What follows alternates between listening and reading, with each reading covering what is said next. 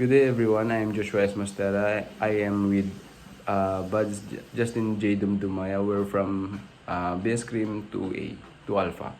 So today we will discuss the top 10 country with the strictest police implementing laws. So first up is the North Korea, which North Korea operates under a totalitarian policing system dominated by the Ministry of State Security and other enforcement organs that criminalizes dissent and opposition to the regime. The government maintains ubiquitous surveillance monitoring citizens' communication movements and even private conversations. Control over daily life is absolute, with citizens required to show loyalty with the Kim regime through political and social conformity. Then next is China. So China policing is characterized by a highly centralized public security apparatus under the Ministry of Public Security and the Ministry of State Security, which work together to enforce broad national security and public order laws. Then next up is Iran. Iran policing is deeply intertwined with religious and moral authority, blending law enforcement with Islamic values. The morality police enforce rules on dress and behavior, particularly the compulsory hijab for women, leading to frequent arrest and harassment. Protests and acts of dissent are met with violent crackdowns.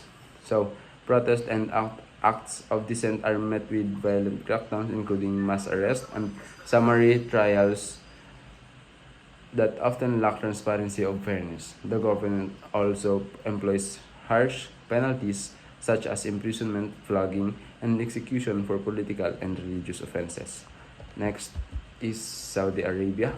Saudi Arabia policing merges religious enforcement with state authority, reflecting its foundation on Islamic laws.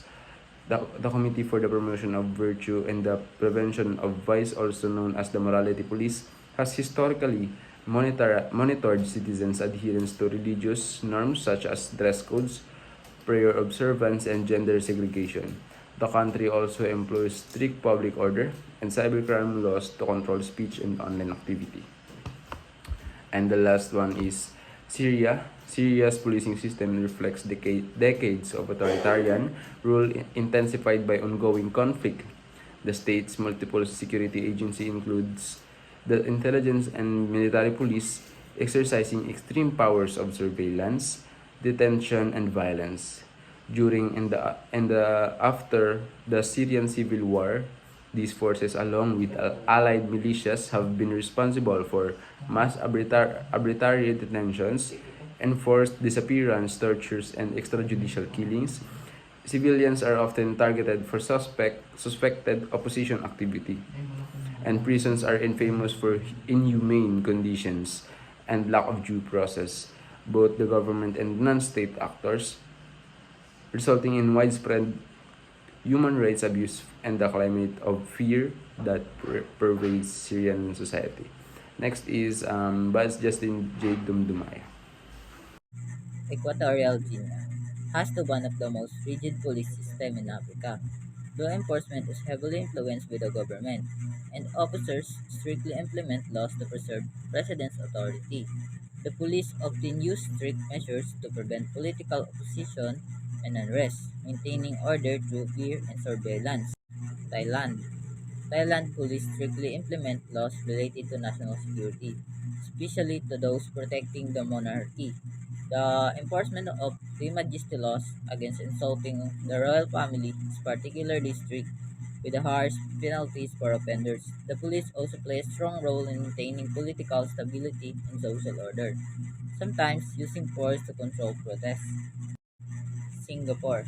Singapore police are recognized worldwide for their discipline and efficiency. They strictly enforce even minor laws, such as those against littering, vandalism, and jaywalking. The country's zero-tolerance approach to drugs and public disorder has created one of the most safest environments in the world, though critics say it limits some personal freedoms. In Cuba, the police are known for their strict enforcement of laws to maintain government control and social order. The National Revolutionary Police (PNR) closely monitors public behavior, limits political protest, and suppresses dissent against the communist government. This tight control helps the state prevent crime but also restrict freedom of expression and assembly.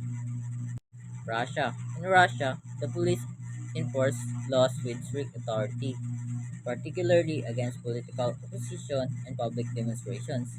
The government uses the police and security forces to maintain control and suppress dissent, prioritizing stability in order over individual freedoms. This strict enforcement reflects the country's centralized power and limited tolerance for criticism.